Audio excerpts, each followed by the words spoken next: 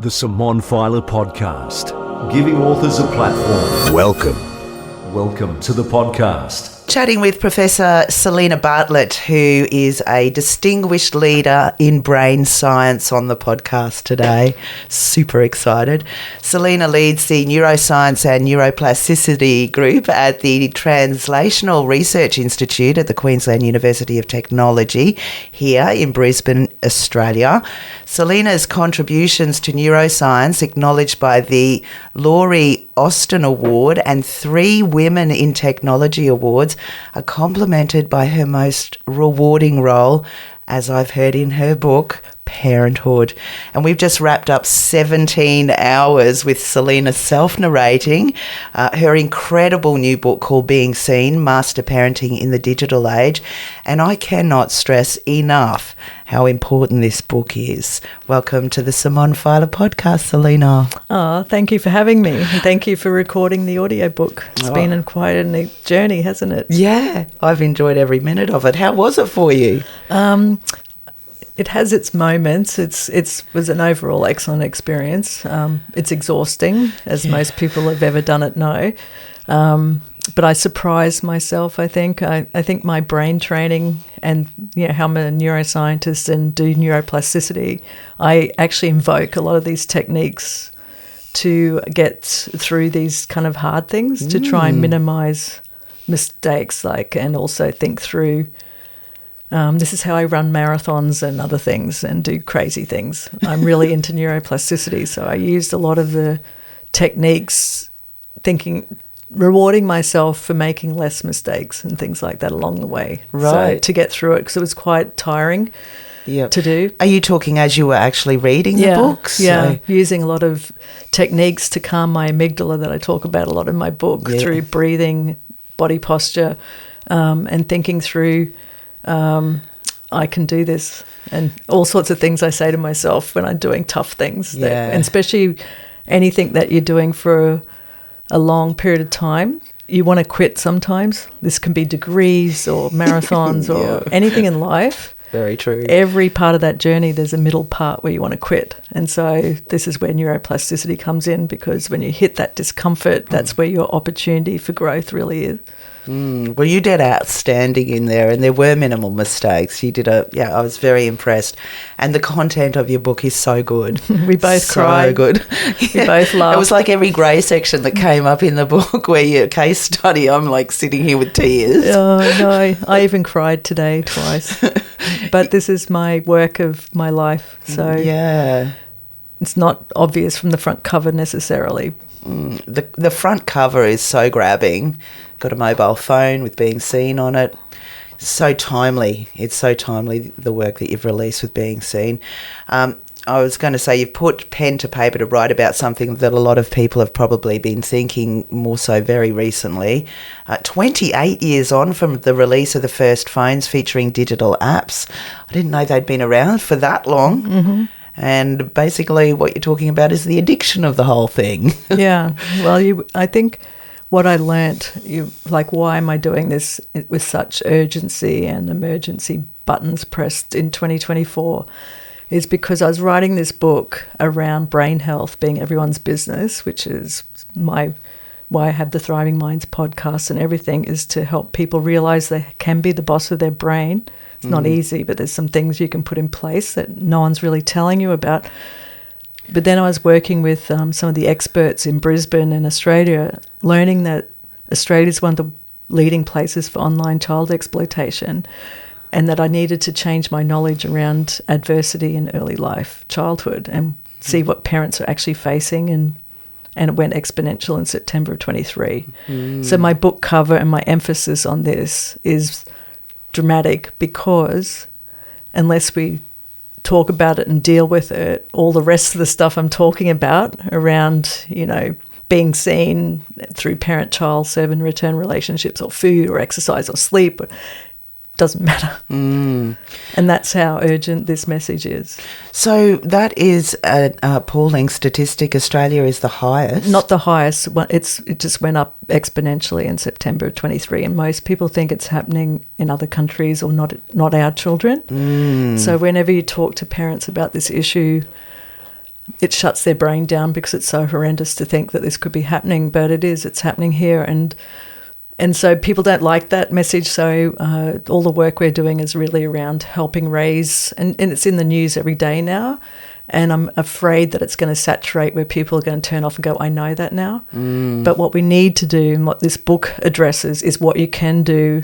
And I'd say the number one message for your podcast listeners, if you are parents or grandparents or anyone that you care about kids, to keep them safe online, I'd say the two biggest messages are, please understand that no devices or phones right now, if you want to put a protection layer in, please get them out of bedrooms and bathrooms, because that's where the majority of stuff is happening. But secondly, please become aware of who is talking to your children. How do you do that?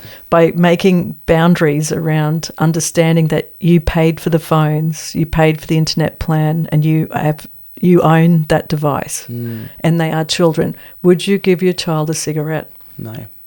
So what about, I mean, obviously for the younger kids that's going to be easier. Well, hopefully. I mean, I've seen young kids have absolute tantrums if the parents take the phone or the iPad off them. Well, that's happening, Simone.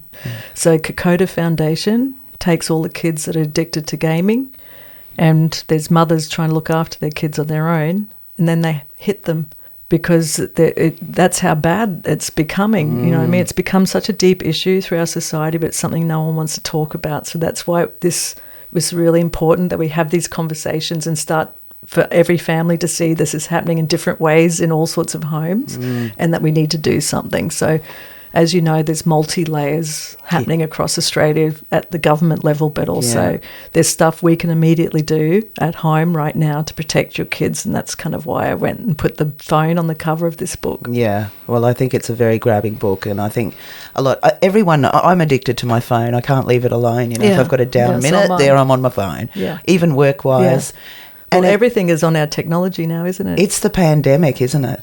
It is, absolutely. And as you see, being seen, what's the number one message is that kids just copy us. Yeah.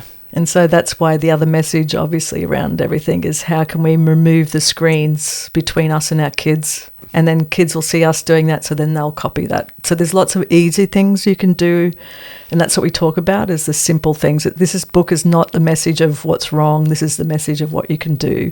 And you can do really simple things every day that can put a protection layer around your kids. So it's not the big things. You don't go immediately and rip the phones out and have these big arguments. No, that's not the message. The message is we can do simple things ourselves that won't look like that, that will lead to these big changes. And like you talk a lot about it in your book, just engaging in a conversation, you know, and saying, hey, do you fancy going for a walk with me today? Or do you want to go to the beach? We'll leave the phone at home. Yeah, and sit beside kids, not in front of them. And it's definitely important not to go down the rabbit hole of wanting to remove it and scream and have all those fights. I mean, sometimes that might be needed, but in general, the best approach always is to get to know who your kids really are. Yeah. And that's why you said to me, how do I do that with teenagers and stuff? Well, we start by these side-by-side walks. Like, we change a few little things because our kids want us to do that. And they may resist and go, oh, Mum or Dad, oh, that's so boring, I'm not doing that. But then they will do it and they love it, and especially out in nature, it's such an easier thing. Or driving, when they're driving next to you, they start to tell you things and things like that. So there's really simple things we can do. I want to let everyone know that the UK E-Safety Commissioner did a survey of 16 to 22-year-olds. And they said that the number one thing they wish their parents knew was not to give them phones and social media too young, because they wasted their whole childhood on it. Yep, I've had those conversations with my kids as well. And even more worrying for me was in 2017 when they introduced the facial recognition, because to me it just like really closed down the parents' authority of ever seeing anything on that phone ever again. So why didn't the government stop that thing? That's such a big, important question. I mean, as you know, I was in Canberra last week. I met with 7 MPs. How'd that go? It was frightening, because I realised the powerlessness we have to sue anyone for harm done to our children from tech companies. You can't sue them in Australia because they don't operate here. And I've got many examples. I was with all the parents whose kids have just suicided in the last 6 months from sextortion, from cyberbullying, cyber victimization. We've got 7-year-olds in eating disorders clinics, and they're learning all this stuff because their brain's not. They're kids. Yeah, it's not developed. We've never, like when we had TV shows and movies, we had PG ratings or M ratings or R ratings. Bring back the 80s. Just saying. But on the social media and phone front, there is no ratings. No. And there is no regulation on the content. And so the algorithms can serve up to kids. If you knew what kids were being served, it's completely different to what you're being served, and you think they're using it like we use it. No. They've got a whole new digital language that's 700 different, like there's a whole dictionary where they can speak to each other with symbols. What? Back to Egyptian time, you know. What the heck? Yeah, they use all sorts of different emojis and different letters and everything to speak to each other. I know they, like the BRB and the all sorts IKR, and there's a few things. Yeah. I'm a little bit cool. Yeah. But really? Yeah. Like hieroglyphics and stuff? 700 different ones, yeah. You can go and look it up somewhere. Do you think that they've been, like the kids have been conditioned over the years that they've been indoctrinated with the phone or just attached to the phone to like be separated from us, their parents? Yeah. So there's now evidence, so the scientific papers are only starting to flow because it takes ages to do science, but we have all sorts of things happening, and I think the one that wakes people up the most is still face syndrome in babies.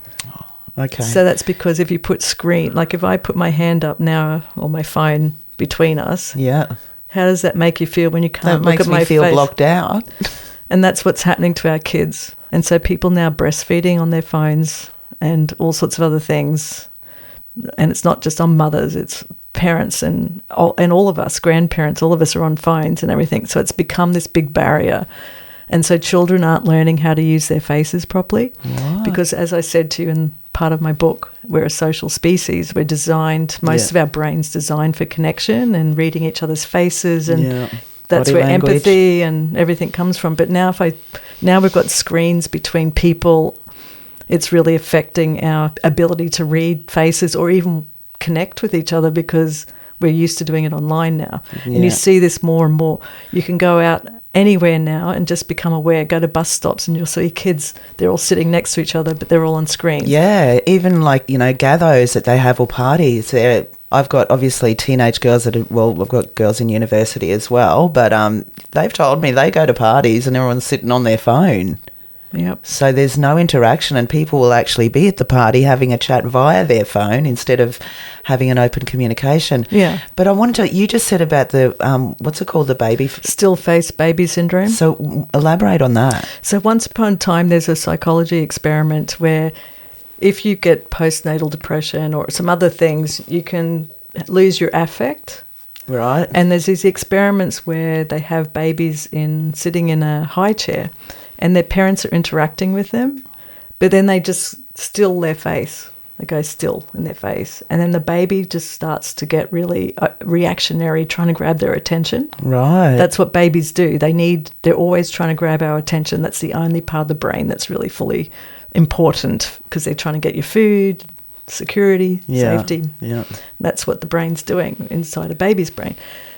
Now, with screens everywhere, it means that it's like having a still face. So they've got no expression is what you're saying? Yeah, they're getting still faces. They're not learning how to use their faces because that's what our job is to learn. Yeah, to smile at them. I keep talking frown at them. Yeah, I talk about this a lot in the book about the mirror neuron system. Yeah, you do. Because we always think we have no power.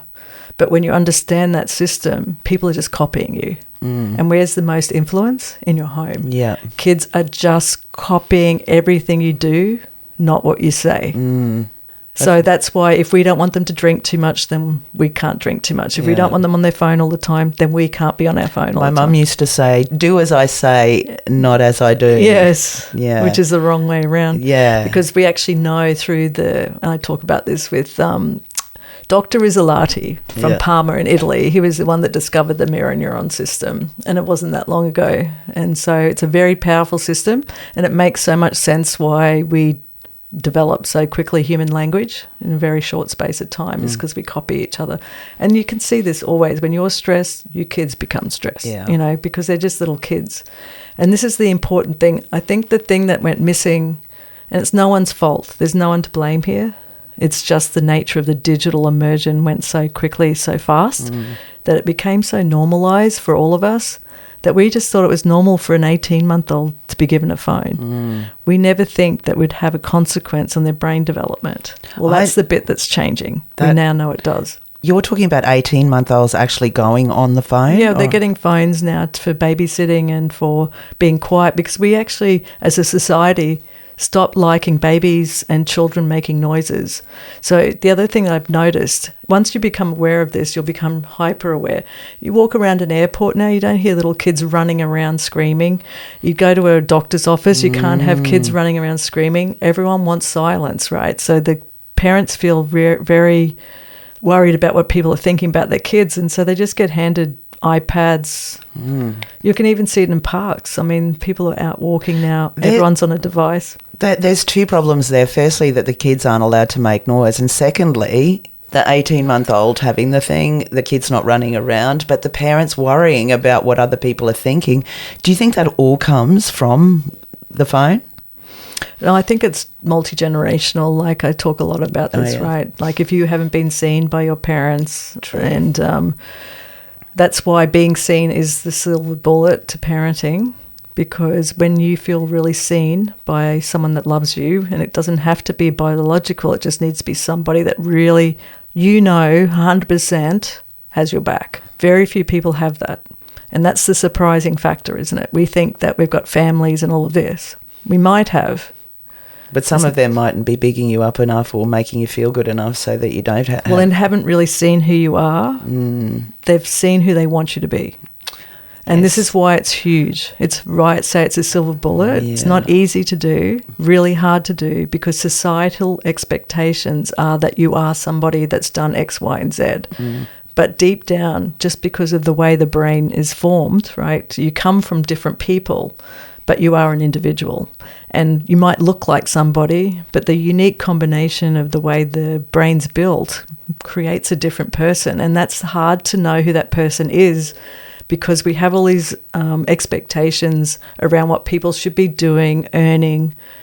Like the factors are just endless. How you should look, what you should wear, and all of these factors play into each of us becoming insecure or having low self-esteem. And in the worst case, what happens, and I talk about this for my sister, obviously, because my books came from her having a mental illness, is that it ends up becoming something that affects the brain development so significantly that it can lead to mental health disorders later in life. And no one's ever factored in this important piece. People think, and Beth Tyson, who's an expert in trauma, is a trauma expert, says we should stop believing the lie that what happens in early childhood does not impact them later in life. We've got to stop believing that lie, because you hear all the time we think they won't remember. We think that they're just children, they should be seen and not heard. All of these things have happened over many generations, and that's the bit that's changing, because science, we can see the brain. We can see how early life experiences, and specifically I talk about adversity, not because I like talking about that, but because of the way the brain takes in adversity at a stronger rate than positivity. That was an eye-opener for me as well. Yeah, and it shouldn't be. It's known for 30 years, and this is the thing that really gets my goat, and why I've been out giving talks for 10 years around child protection, youth justice, police and education, and now I'd like to impact the medical professionals and everyone else, because unless you incorporate this understanding, which is really well known, then we're just dancing around and we're not going to make any impact. And so unless we start to address the root causes of what drives some, not all, but susceptibility for mental health disorders later in life, we're going to keep perpetrating it forever more when we don't need to, because we have answers in some ways. They're not perfect solutions, but they provide another understanding for people, because when you get a label of, let's say, depression or social anxiety, but if you grew up in an environment with depressed parents, or parents that never had anyone over to the house or whatever, you inherited literally some of that. Yeah. What you saw and are mirroring it, basically. Yeah, well, it came from generations before too, so there's a multi-component complexity to it. And then people end up thinking that's who they are, but it can be changed too with the right other ingredients, right? Because the brain's plastic too. So I'm not saying it's an easy thing. It's about understanding the science of the impact of family history on brain development, and then understanding that small little actions can change that direction for brains. And because the brain between 0 and 3 is really plastic. Right. So the tiniest little things, it doesn't have to be a big deal. It can be literally just making eye contact and smiling. It doesn't have to be that you're this horrible person that should be grateful for something, or, you came from a deep place of trauma, and that piece keeps missing from the conversation. And then people are blaming themselves for not being grateful enough, or not being this enough, or not doing that enough. And that's wrong because it's societal, it's capitalism, it's deep. And that's why I hate putting it on individuals. And sometimes when we're out in these other spaces, they use that and put it on the individual, when it's actually multi-generational and societal, that contains people's ability to heal, because they want people to be poor. They want people to have food deserts. They want people to, not on purpose, they don't think of it like, I want this. It's just the structures and our focuses towards individualism, away from collective sharing villages, means that everyone's thinking, it's just because I didn't do this, I didn't do that. I'm not good enough, basically. I'm not good enough. Yeah. And I am so against that approach, because I am really into, let's get back the village. We need the grandparents, but we need the community. We need green spaces. We need to create a thriving society that values the individual for the experiences they've been through and sees them for what that is, not bloody judges people. If only you did better on your serve and return relationship. If only you went on your phone. Yeah. I don't think like that. That is not the point. I'm giving the evidence and education, but I see it at a much higher level. That's why I say brain health is everyone's business and not someone else's problem. Because what I saw with my sister, and going in that lockup ward and seeing how my family, everything was secret and shame, the way she got treated by everyone, that's got to change, because that's not her fault. You know what I mean? And wasn't my mother's fault for not being more grateful or anything.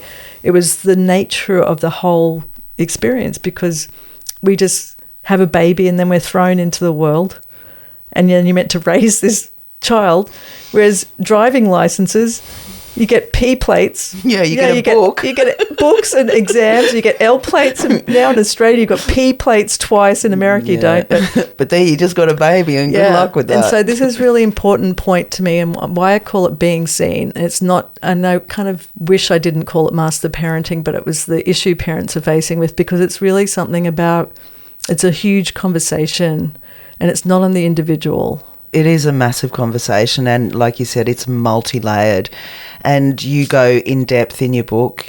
You've got 3 parts to it. First of all, you're basically saying what we're talking about now, and how to...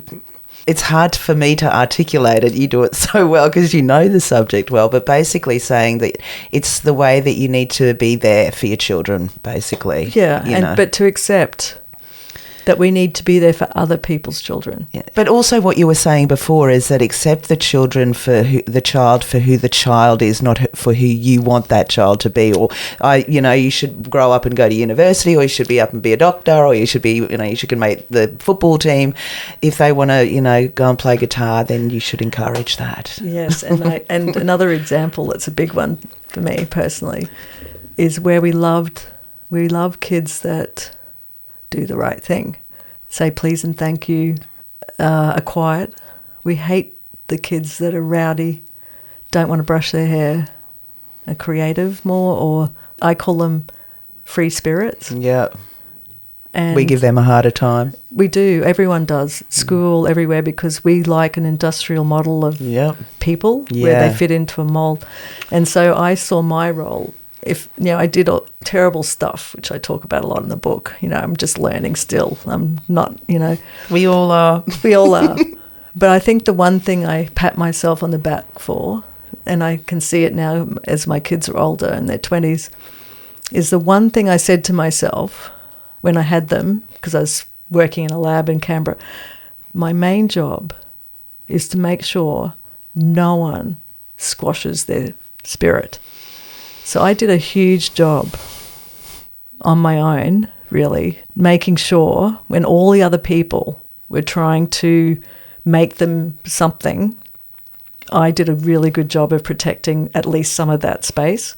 And I feel very proud of that, because that's not easy to do in our society. And especially I went through a divorce and traveled the world, do it with my work. I took a 4-month-old and a 3-year-old to America to start a lab over there. So I was a career running a big lab as well as trying to raise the kids and things like that. But we came through, you have expectations when you're both professors and come from educated families or whatever. There's a lot of expectations, right? But I got this fortunate thing that my kids got to grow up in the Bay Area in Berkeley. How long were you there for? 12 years. And my son's still in San Francisco. So he went to University of California, Berkeley, and Ella grew up there too through high school. But she's now back here at University of Queensland doing biomedical research. But the thing that I'm so lucky that I got is that my kids got to go to a Montessori school. Yeah, right. And its motto was education for peace. And all the kids there could be whoever they were. So they went to school in a very, not super diverse, but somewhat diverse environment. They didn't know the difference between people's religions and races. And also they went to school with transgender children and all sorts of other kids. So their perspective of the world is really different from that kind of Growing opportunity. Up. Yeah. And my own opportunity to grow as a person too by experiencing this kind of environment. Because these environments really impact us as we go across our life. But, I've got so many examples of where people wanted, I'm not going to name the kids because that's not fair to them, but so many times where I'd get in so much strife for how come she can go out without hair brushed, or just I can go on and on of things where people make judgments around how a child looks or what they're doing when I know deep down, and this could go into some kind of high level conversation around quantum physics and everything, or stuff we don't understand, but there is a need to maintain, because our society needs people to be who they are, because they make contributions, that unique spirit. As soon as you cramp down and you force someone, they are so unhappy when they're older because they've had to become lawyers, or they've had to become tradies, or they've had to be on the farm. I can go on and on. I've worked with heaps of authors doing audiobooks, and I can tell you that you're bang on there. There's just been know so it, don't much. You, intuitively. And I was thinking, listening to your book, obviously, I mean, there's a lot of stuff in there that growing up as a Gen Xer, our parents were obviously very different to how we are now, that we'd kind of, out of the house at 6 a.m. on the weekends and come back for dinner and we would be out socialising, no phones or whatever, but they kind of had ideas about what you should do with your life. You'll be going to university and whatever, and I personally, not that I had too much pressure, I was a bit of a rebel, saying I'm going to be famous, that's what I want to do. Yeah. And I ended up getting lucky and working in radio and ended up doing this. But I said to my children from the get-go, I want you to choose. And I find myself saying to them, get off your phone and give yourself 5 minutes to have a think about what you want to do, because everything you're seeing in there is just imaginary. It's just something that you're being fed. You need to get some time away from that to find out who you are and what you want. And to take it on a terrible turn on that conversation is now we have 7-year-olds going into eating disorder clinics because they're learning the same thing about how they should look, and they're getting told what to eat and how to restrict, and they're getting sent stuff to show when they're thrown up too much. They've got a dye comes up. There's a whole lot of... Oh, my God. Yeah, that's happening. It is devastating. Yeah, so, outside this big thing when you've got lovely family look after you. It allows you to form the pathway of your life. On the flip side of all of this, social media is driving a really, a decrease in the mental health of our children because it's not that I'm against it. I'm just saying that it's got normalised, so it's become younger. So I was with the head of Eating Disorders Family Australia, Jane Rowan, and Simon from Adelaide, who's a clinical psychologist looking after lots of kids with eating disorders, and his statistics will show you that it's now in primary school when it never used to be as much. So it's just getting younger and younger because we're giving kids unfettered access to R-rated, hypersexualized, violent content and games. And some of the gaming is okay for boys, but if it's too much, it's like everything. It's like a candy bowl. You can have 1 or 2 candies and you're going to be okay, but if you have a whole bowl of candies and you're allowed it all the time, you're going to get diabetes. Diabetes, you'll have no teeth, It goes on and on. So I just think that... So how do we do... I mean, you're obviously doing incredible work with Being Seen and making parents sort of aware that they can help, try to minimise it, because everyone's hellishly addicted to the whole thing now. But. The main point in the book is everyone now knows, it's on the news all the time. The main point is to give you really simple things you can do immediately to protect your children. So what I worked out at the end of 2023, which is why I rewrote my book into this space, I said 2024, I've just got to dedicate as much energy or time as I possibly can to alert and activate the parent network, because it's the only solution I could see. Legislation, public health campaigns, all the rest, they all take time and documentation and people meeting and everything. And I'm like, we need to protect our children right now. And parents, you are the only place. It's not happening at schools, it's happening at home, and it's happening in bedrooms and bathrooms. And that's where they're getting unfettered access. They've got all sorts of ways. It's not just social media, it's smartphones, because they can go to Google Maps now, type in Milk Island and get streaming videos. What the heck? Yes. What's Milk Island? Yeah, just type in Milk Island. It's things all the kids know how to get to. They can get to calculator apps which have pictures of the dark web, all these, there's 3 billion downloads of porn a month. Pornhub and OnlyFans, they're uploading children's material. Yeah. And now you saw in Melbourne, they're using AI to undress girls and deep fake porn. It's a real thing. It's happening in Australia, and it's because we're so wealthy and everyone has devices. We take up technology really fast. And so what I heard from Jonathan Haidt, who wrote Anxious Generation, which he got it on to, he's a big guy in America talking about this.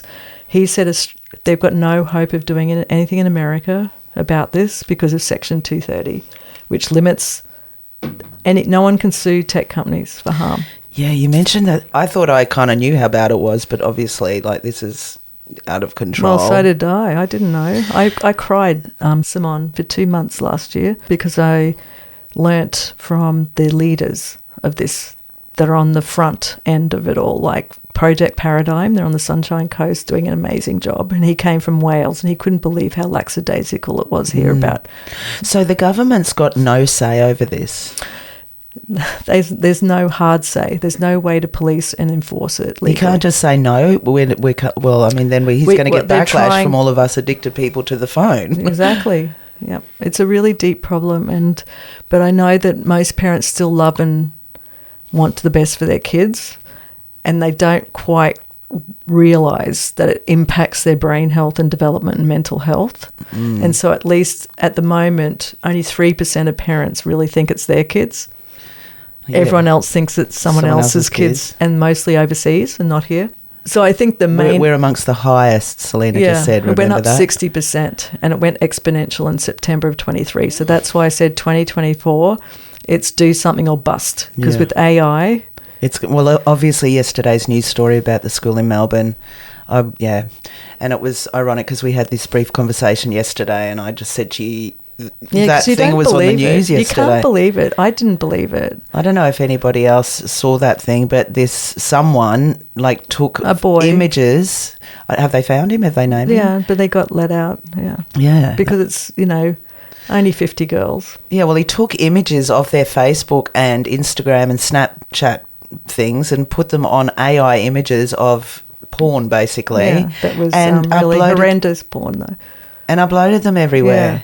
And he got let off.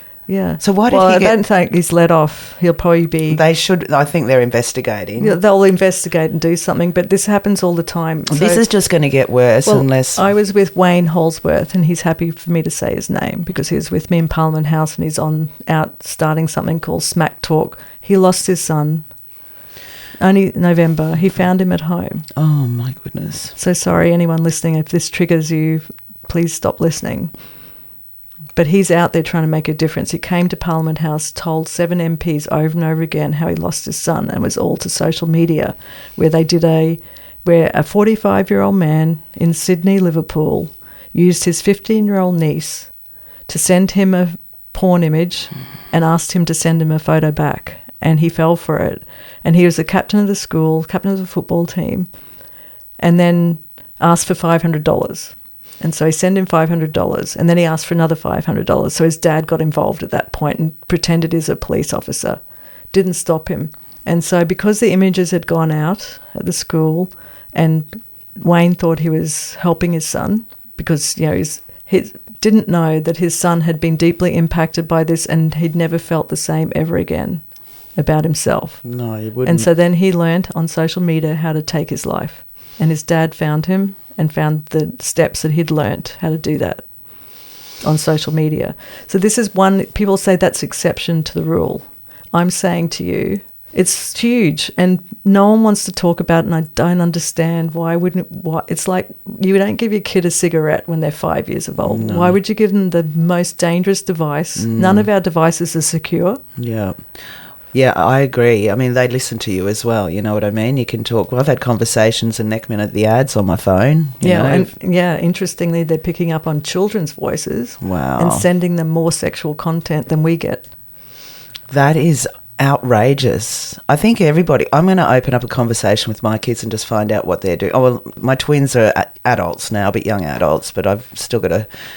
It doesn't matter. It's but people need to have conversations. We need to talk to each other about this. And that's why audiobook and any platform anyway. So I was in Parliament House and News Corp had been running a Let Them Be Kids campaign, and Heads Up Alliance are running a delay. And they're creating communities of people all around Australia. They now have 5,000 parents, because unless you come together as parents, there'll be one parent that'll let kids use anything, and then there'll be another parent that restricts and delays use, but then that child gets excluded. So we have to create that's why we've got to come together. That's what I'm saying. This is a movement that requires, it's not home by home.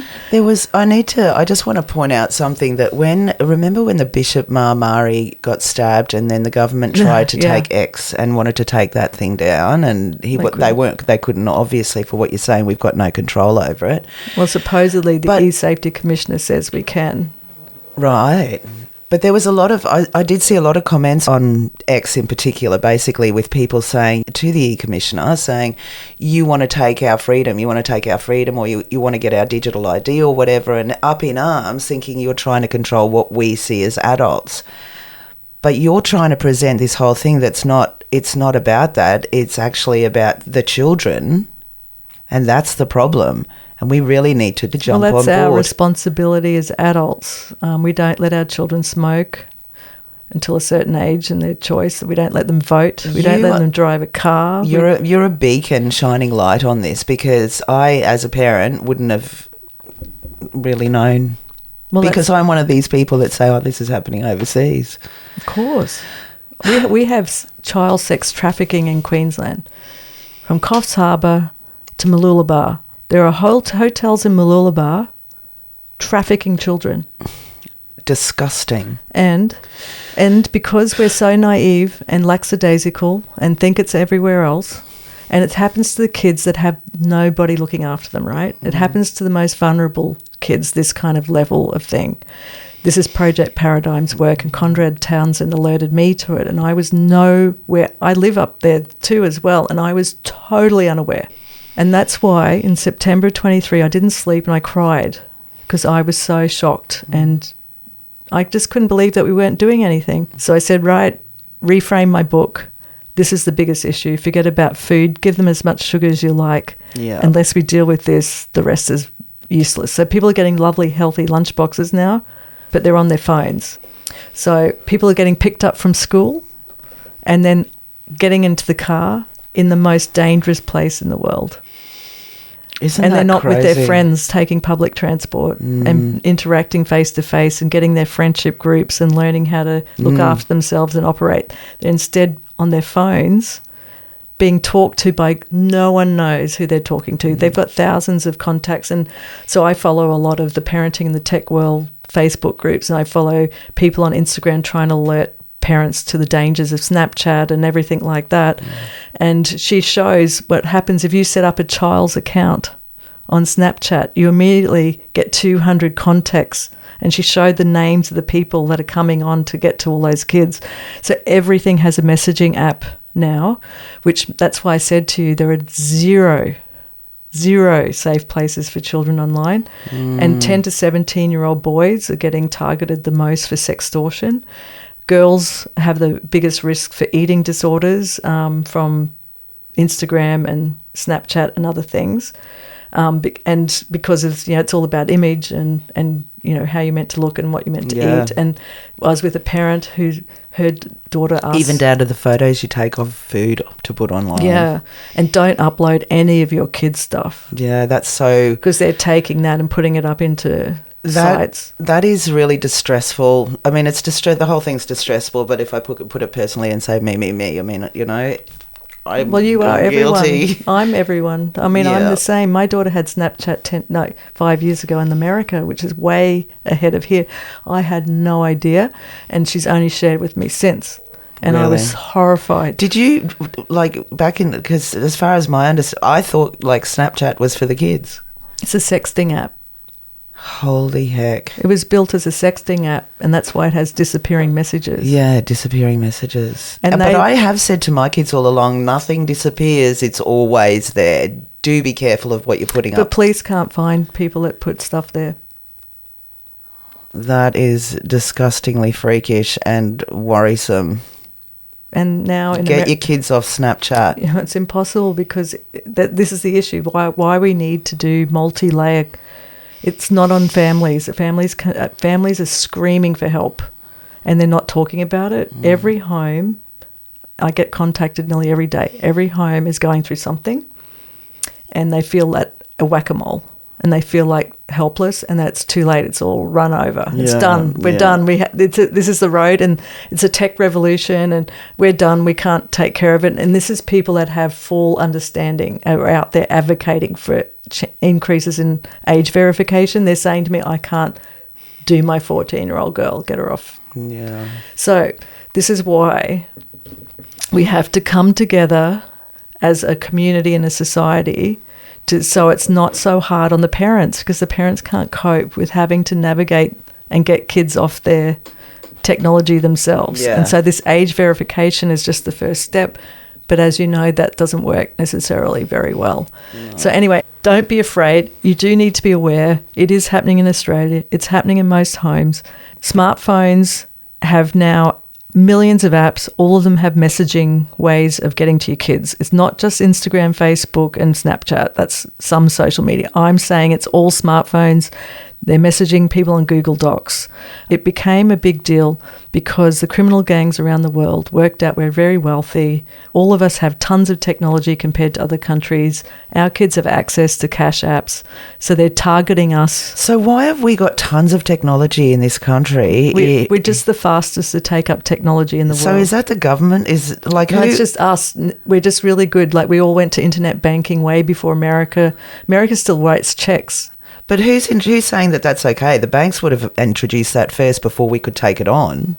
Well, I don't know. I think it's something about, this is something that's, I don't know. We just, as a population, I don't think it's people making us do it. I think it's something we're really good at doing. We're terrible we invent stuff, but then we sell it off too early overseas before we can make the money, like some of the amazing apps and programs were developed here, but then they got sold overseas. We just take it up too easily. But in America now, what they have... That's a conversation, another conversation maybe. They have parental controls. They have bark phones. So what I see happening, I see we're going to get really... Australian parents vote.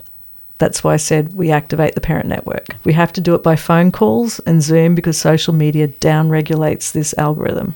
So anything to do with my book, it's hard to get it promoted for obvious reasons. Isn't that bizarre? Well, it makes sense, doesn't it? Yeah, they don't want anyone knowing what they're doing. It's like big tobacco was.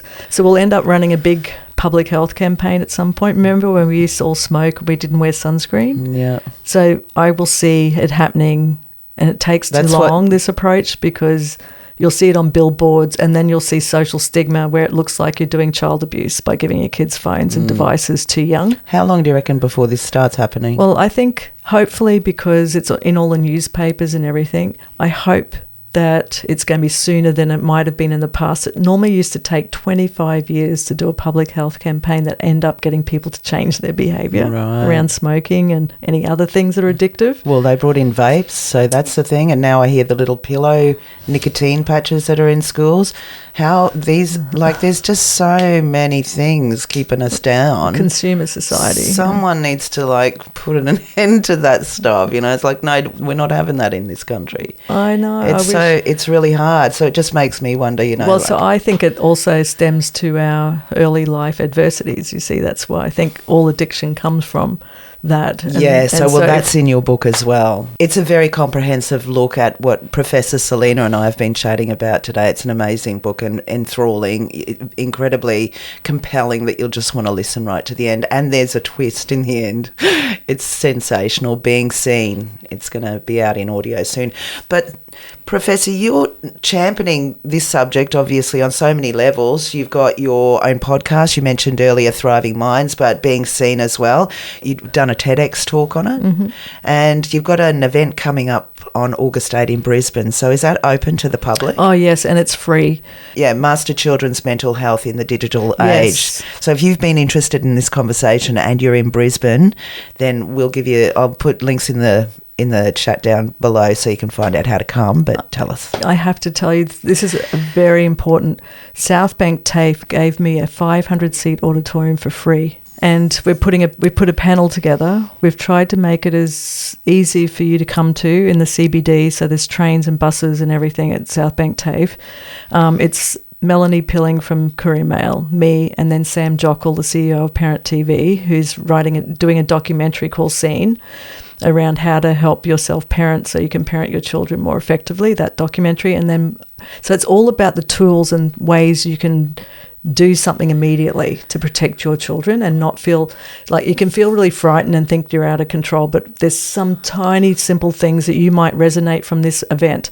But it's to bring together policymakers, educators, parents, not students yet, because we don't know what topics we're going to cover, so I don't want to trigger any students or kids that you might need to bring right now. We can do a different event for that.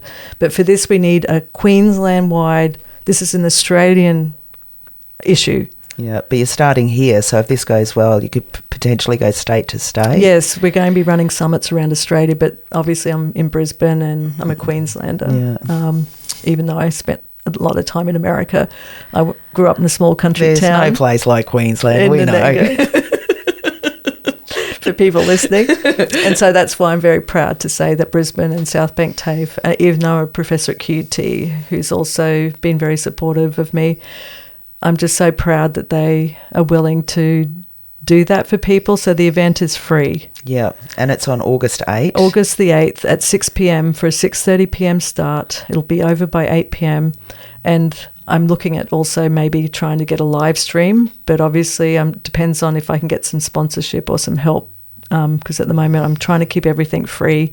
So it's so anyone listening that might be able to assist with that. Yeah, it'd be nice if I could get some help for the live stream and maybe for some snacks or drinks afterwards so people can talk around that.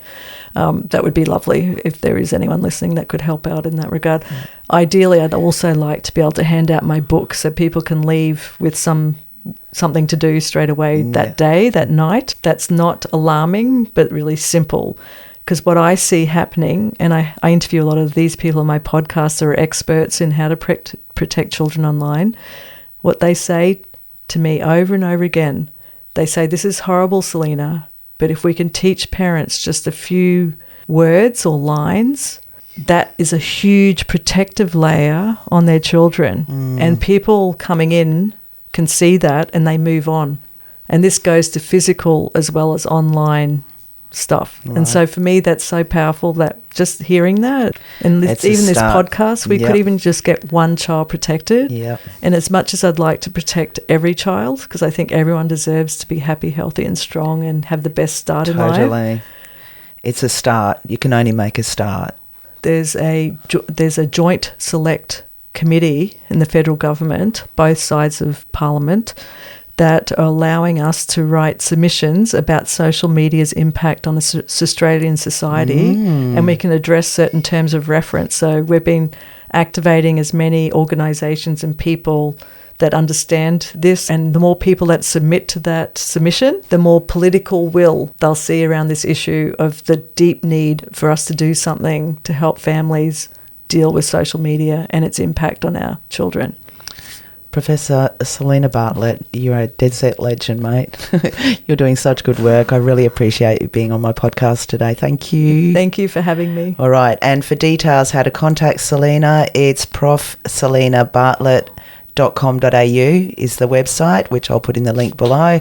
Where else can people find you? That's the main place. I try and keep everything there. And my podcast, Thriving Minds, everything's free resources and tools for people. And you're on LinkedIn? Yeah, LinkedIn. I post everything on LinkedIn. It's my professional one. It's the one I kind of am moving towards, and I'm moving away from all the others because I'm finding... For said reasons. Yeah, for lots of reasons. And I find it really distressing, and I feel it's really hard for me to, and at the same time, not let kids do it. So I'm finding myself wanting to find more safe places for all of us to be. Anyway, the most powerful thing I see that we can do is, do you remember the climate change moment when people turned down their lights at 9 p.m?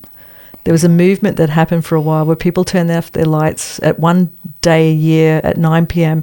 and they had this image of the world out from outer space showing half the world going dark. Right. Yeah, that's One thing we can do as humans, because we are humans, is we can actually turn the electricity off and the routers. Yeah, turn the router off. The Wi-Fi. That's what everyone wants. And the signal. We can turn it off. Yeah, even just for one day. Even for an hour. Would send a message to the world. Yes, it's great. We've got all these technological advances and it's helping us in different ways. Don't get me wrong. I can see all the help it does in healthcare and many other spaces. And we've focused a lot on the benefits for a long time. Yeah. But we also are humans, and we can say enough. This is not going to be done to our children. Yeah. At least our children. Yeah. I'm even now at the stage where I'm saying at least under 5 years of old. Yeah. Well, I should be saying 16 or 13. Yeah. But it's so, I just hope for under 5 years. Because we all didn't realise as we just walked into that and gave our kids the phone. How would you? Yeah. I didn't. No, none of us did. But because it looks so passive. And I have said recently, I think my opening statement was, 28 years ago when they delivered the phone and the apps. But I think more recently I've noticed, and more so with kids, it's like, can you just get off your phone for 5 minutes and try and work out? Well, their brain's more young and addictive. And that's why the companies... But we all are, but But ours were less addicted because we got it older. So the younger they get it, because of the way the brain's developing, the more hooked that's they why I'm are. saying why it's urgent crisis, is because their brain doesn't have the ability to take in the amount of stuff that it's getting, and it's starting to change. It changes their brain, right? So it's changing their sex hormones. It's making them see more hypersexualized and violent content. Their brains are not able to do that. So what are we creating? Well, I had a conversation with another lady who basically was talking about that, saying we're creating monsters in the future, that there's going to be more attacks, more rapes. We're already seeing it. Because it's being normalised in there. So pornography is becoming normalised too. It used to be, I'm not against pornography in certain situations, but now you don't want 5-year-olds. We have 5-year-olds on porn sites in Australia. No, that's disgusting and disturbing and devastating. I know parents that have come to me where their kids are 5 years old playing just a game, a penguin game, and someone's come in and said, let's make them penguins have sex. And then lead to, let's meet somewhere, because everything has a messaging device and app and nothing's secure. And parents are naively thinking, which we are because we're not We're just digitally immigrants, aren't we? We're not native. And we think that kids are doing it like we are. But they're not even seeing the same content, and there's so many. And if you don't believe me, everyone just go onto Instagram and look up all the people that have all their handles just dedicated to showing you what kids are actually seeing and doing. Okay. And it's called Scrolling to Death is one of them. Smartphone Effect is another one, and she's a medical doctor that I started contacting in Canada, and she was seeing more and more young kids coming in with all of these terrible issues, whether it's anxiety or sleep disturbances or ADHD, and she's starting to get, why, what's going on? And then she made this step back and started asking them about what's going on. And she discovered that they're on their phone all night or whatever, and then she gets them to go off it, and then they're better and stuff like that. So she now has an Instagram handle to alert parents. So there's a lot of people trying, but we all operate separately. Whereas the dark web and mafia type people, they all operate together. That's right. That's why they keep us separated. So if there's anything we can do on this one issue, and both sides of the government agree, or slowly coming to agree, that this is an issue of our time. All sides of the government? I think so, yeah. It depends. I mean, it depends. I don't know how far they'll go because tech companies have so much power in the political cycle of taking people down, right, with the algorithms. Yeah. So it's just so multi-layered. It's affecting our democracy and it's affecting globally. Globally, it's an absolute issue. So if there's anything we can do, the only thing I can give you advice for anyone listening is, if there's nothing else, we can't worry about everything, but if you want to just care about your own kids, just put a layer of protection around them. Just sit with them, get rid of all devices. That's what some families do straight away. They don't go mad or upset or pull things away. They literally look at themselves, put the phone down for dinner themselves, and they slowly bring in these kind of opportunities where they have, for younger kids, they'll have all the charging in one place. In America, it's so bad that they have to get safes because the kids sneak out and get the phones during the night. So they have their phones in safes, locked up and charging.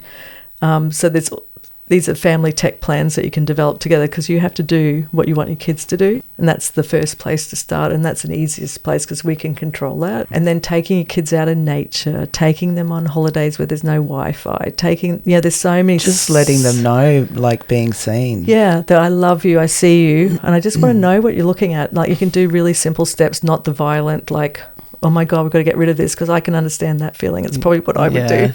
But there's so many. I just think it's such an important issue. Well, being seen is a really good place to start because you've got some really good pointers in there. Yeah, that's what it's all about, is to help you, not to make you feel guilty, not to blame you. No. I'm a parent. I've done everything that I shouldn't have done. I've got my hand up too. Yeah, well, we're just doing the best we can. But I think on this particular issue, it's desperate.